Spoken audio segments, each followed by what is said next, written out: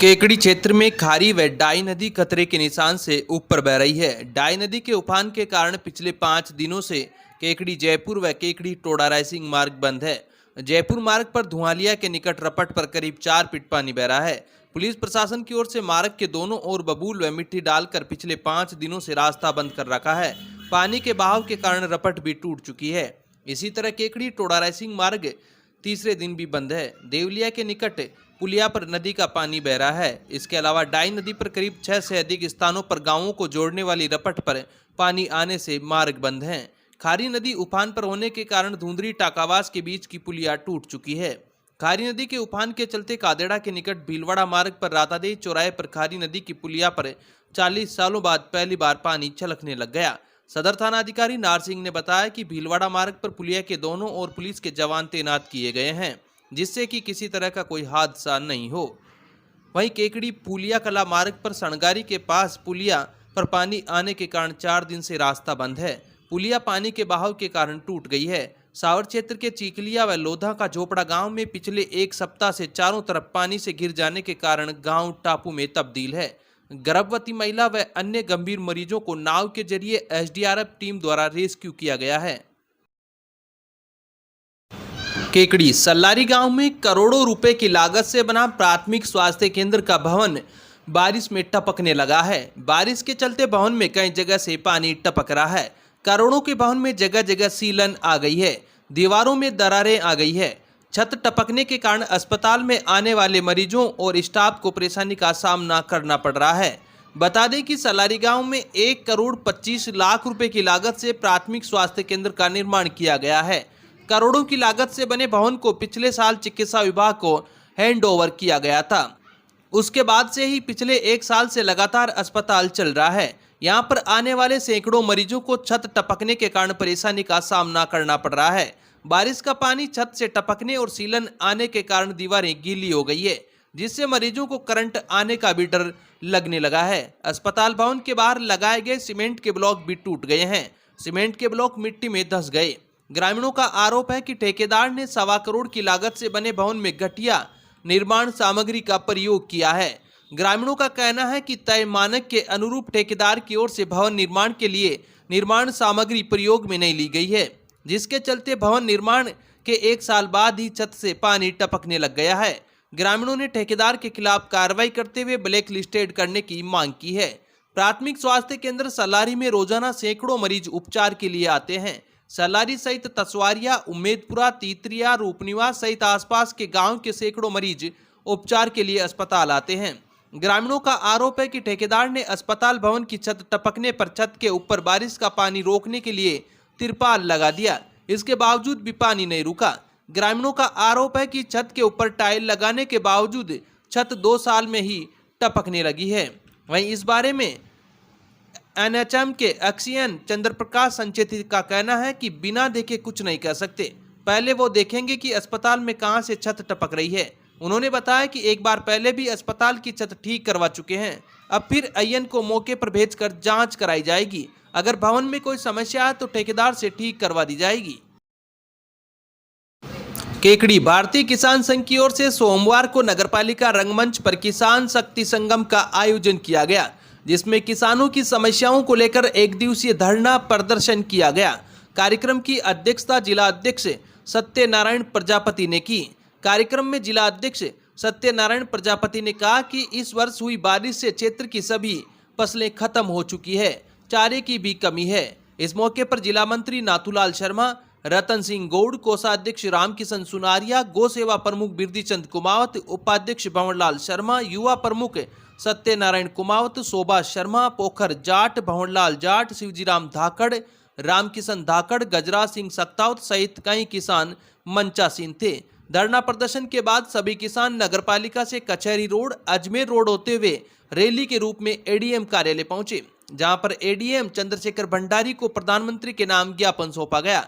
ज्ञापन के माध्यम से चेतावनी दी कि अगर आने वाले दिनों में केकड़ी क्षेत्र को अभावग्रस्त घोषित नहीं किया गया व किसानों को आदान अनुदान व फसल बीमा की राशि नहीं दी गई तो अनिश्चितकालीन धरना प्रदर्शन किया जाएगा। ज्ञापन के माध्यम से केकड़ी क्षेत्र को अभावग्रस्त घोषित करने, कृषि उपकरणों से जीएसटी हटाने, कृषि जिन्सों के लिए स्थायी आयात निर्यात नीति बनाने, किसान सम्मान निधि में बढ़ोतरी करने, रास्तों को राजस्व रिकॉर्ड में दर्ज कर अतिक्रमण मुक्त कर उनका निर्माण करने, चारागाह भूमि से अतिक्रमण हटाकर गो अभ्यारण्य बनाने, खराब फसलों का सही सर्वे कर आपदा अनुदान दिलाने, फसल बीमा योजना में सुधार कर व्यक्तिगत क्लेम की सुविधा दिलाने, अनुदान राशि लागत के अनुसार बढ़ाने, सभी खेतों को सिंचाई के लिए पर्याप्त पानी उपलब्ध कराने, हर ग्राम सेवा सहकारी समिति पर समर्थन मूल्य पर खरीद केंद्र शुरू करने, तिलहन और दलहन की खरीद पर मात्रात्मक प्रतिबंध हटाने, बकाया बीमा क्लेम और अनुदान राशि का शीघ्र भुगतान करने, डीएपी और यूरिया खाद के साथ जबरन दिए जा रहे अटैचमेंट बंद करने, पशुपालन दुग्ध उत्पादन को कृषि का दर्जा देने, बकरी मुर्गी एवं मछली पालन की तर्ज पर गोपालन योजना प्रारंभ करने, विधानसभा में किसानों के लिए विशेष सत्र का आयोजन करते हुए विशेष पैकेज देने, पीएम फसल बीमा योजना के तहत खरीफ 2023 एवं खरीफ 2024 की बीमा दावा राशि लगभग 25% किसानों को ही मिली है। शेष रहे वंचित किसानों को उपरोक्त बीमा दावा राशि का अतिशीघ्र भुगतान कराने 2024 फसल खरीफ का आदान अनुदान देने की मांग की है। इस मौके पर हजारों की संख्या में किसान मौजूद थे। किसान शक्ति संगम के लिए जो वर्तमान में पूरा जिला ही नहीं पूरा उत्तर भारत अतिवृष्टि की चपेट में आया हुआ है, इसके लिए किसानों की जो फसलें संपूर्ण रूप से बर्बाद हो चुकी है, उन फसलों का प्रधानमंत्री फसल बीमा योजना से लाभ मिले। और हम सरकार से मांग करते हैं कि पिछला प्रधानमंत्री फसल बीमा 2023 और प्रधानमंत्री फसल बीमा योजना फरवरी 24 जिसका भी अभी तक सरकार ने भुगतान नहीं किया है, और आदान अनुदान जो जिला केकड़ी अस्तित्व में था उसको अभावग्रस्त घोषित किया था, लेकिन अभी तक इस सरकार ने बार बार मांग करने के बावजूद अभी तक सरकार को किसानों की जो मांग है वो सुनाई नहीं दे रही है। और अभी जो आज का जो किसान शक्ति संगम है वो एक मात्र कार्यकर्ताओं का है, इसको सरकार ये ना समझ ले। और आने वाले समय में अभी तो ली अंगड़ाई है, आगे और लड़ाई है, इसलिए समय रहते सरकार किसानों के हितों को ध्यान में रखते हुए किसानों की मांगों को तुरंत पूर्ण की जाए, नहीं तो आने वाले समय में हर जिले में अनिश्चितकालीन का धरना दिया जाएगा। इसी क्रम में हमारा अभी झालावाड़ जो जिला है वहाँ अनवरत धरना जारी है, और आज से अनिश्चितकालीन के लिए पूरे राजस्थान का धरना होगा और प्रत्येक जिला उस धरने में शामिल होगा। आज ही 6 बजे बाद में भारतीय किसान संघ जिला केकड़ी, अजमेर, ब्यावर, चित्तौड़गढ़, उदयपुर, बांसवाड़ा सभी जिला कार्यकारिणियाँ उस धरना स्थल पर पहुंचकर सरकार को यह आभास कराएगी कि हमारी मांगों का तुरंत निस्तारण करे। इसी के साथ में मैं अपनी वाणी को विराम देता हूँ। अब विक्टर ब्रांड के कंप्यूटराइज्ड धर्म कांटा खरीदिए केकड़ी में विक्टर स्केल कंपनी से 100 ग्राम से 200 टन तक के भारत सरकार से मान्यता प्राप्त कंपनी विक्टर ब्रांड के कांटे उपलब्ध है। विक्टर स्केल कंपनी पर आपको मिलेगी सभी प्रकार के कंप्यूटराइज्ड धर्म कांटों की सेल एंड सर्विस सुविधा। विक्टर स्केल कंपनी पर Rajasthan online mining TP Revanna software भी उपलब्ध। तो देर किस बात की, धर्म कांटे खरीदने के लिए आज ही संपर्क करें। मिलने का पता Mewada complex, Gopal petrol pump के सामने, कोटा रोड, केकड़ी। केकड़ी राजस्थान सरकार के नगरीय विकास, आवासन एवं स्वायत्त शासन विभाग ने 15 सितंबर से शहर चलो अभियान 2025 शुरू करने की घोषणा की है। यह अभियान 2 अक्टूबर 2025 तक चलेगा। इस अभियान का मुख्य उद्देश्य शहरी क्षेत्रों में विभिन्न नागरिक समस्याओं का समाधान करना एवं सरकारी योजनाओं का लाभ लोगों तक पहुंचाना है। शिविर का उद्घाटन विधायक एवं मुख्य अतिथि शत्रुघ्न गौतम करेंगे। अध्यक्षता पालिका अध्यक्ष कमलेश साहू करेंगे। नगर पालिका केकड़ी के अधिशासी अधिकारी मनोज कुमार मीणा ने बताया कि अभियान के दौरान सार्वजनिक उद्यानों, सामुदायिक केंद्रों व शौचालयों की साफ सफाई के साथ साथ नए सीवरेज कनेक्शन व उनकी मरम्मत का काम किया जाएगा।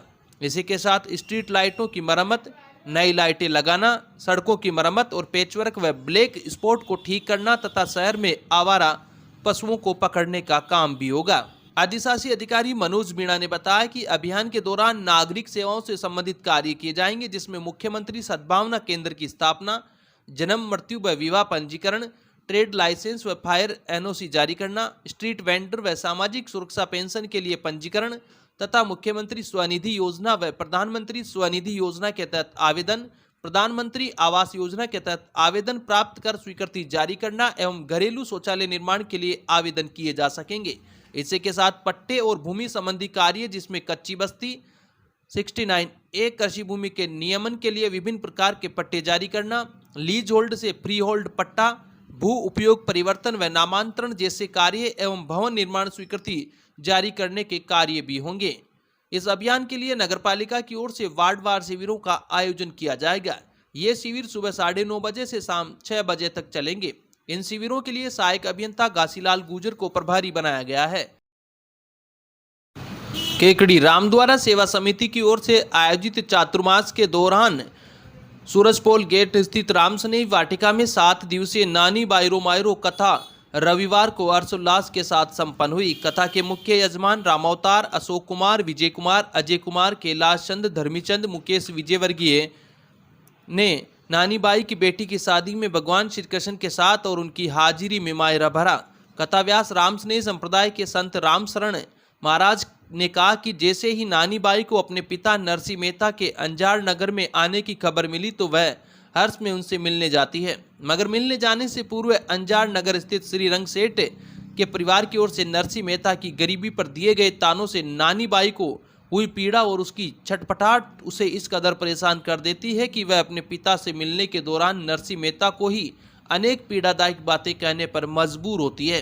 नानी बाई कहती है कि यदि आज उसकी मां जीवित होती तो निश्चित ही वह उसके लिए 2 जोड़ी कपड़े तो अवश्य लाती, मगर आप तो बिल्कुल खाली हाथ आए हैं।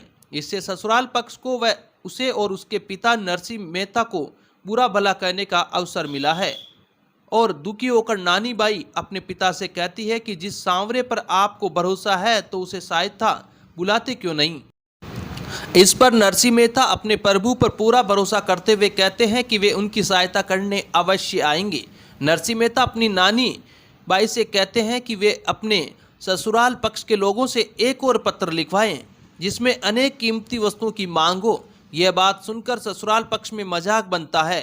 नानी बाई परेशान होकर पानी भरने जाती है और एक पेड़ पर बैठे तोते से कहती है कि जरा ऊंची टहनी पर बैठकर दूर से देखकर बताओ कि कहीं से मेरे भाई श्री कृष्ण की आहट तो नहीं सुनाई पड़ रही है। तोते ने कहा कि किसी रथ के आने से उड़ने वाली धूल की स्थिति से पता चलता है कि कोई रथ आ रहा है और रथ में द्वारकाधीश श्री कृष्ण अपनी रानी रुक्मणी के साथ बैठे हैं। वहीं खाती के रूप में भी श्री कृष्ण भी नरसिंह के समक्ष आते हैं और अपने प्रभाव से नरसिंह मेहता के साथ आए सभी नेत्रहीनों को उनके नेत्र लौटा देते हैं। वहीं नानी बाई अपने भाई श्री कृष्ण द्वारा उनकी सहायता करने के लिए आने पर उनसे कहती है कि ससुराल पक्ष को वही चीजें दे दें जो जरूरी हो, मगर श्री कृष्ण नानी बाई से कहते हैं कि घबराने की जरूरत नहीं, केवल तुम्हारे ससुराल पक्ष के लोगों के लिए नहीं बल्कि पूरे गांव के सभी लोगों के लिए भी भरपूर वस्तुएं उपलब्ध है। इस पर इटलाती नानी बाई ने अपने भाई भगवान श्री कृष्ण द्वारा लाई गई महंगी अमूल्य वस्तुएं, सोना चांदी, वस्त्र, आभूषण इत्यादि अपने ससुराल पक्ष को मायरे के रूप में सौंपी। कथा में राजू पटेल, प्रहलाद चौधरी, गंगाराम माली, शोभाराम माली, रामजस माली, हरिनारायण मंत्री, शंकर माली, अमित गर्ग, दशरथ चौधरी, भगवान साक्य, तुलसीराम विजय, भागचंद पारिक ने अपनी सेवाएं प्रदान की। पांडाल में सैकड़ों की संख्या में स्त्री पुरुषों ने मायरे की कथा सुनकर भाव विभोर हो गए। मायरे के दौरान कथाव्यास एवं कलाकारों द्वारा अनेक सुमधुर भजन गाए जिस पर महिला पुरुषों ने जमकर नृत्य किया।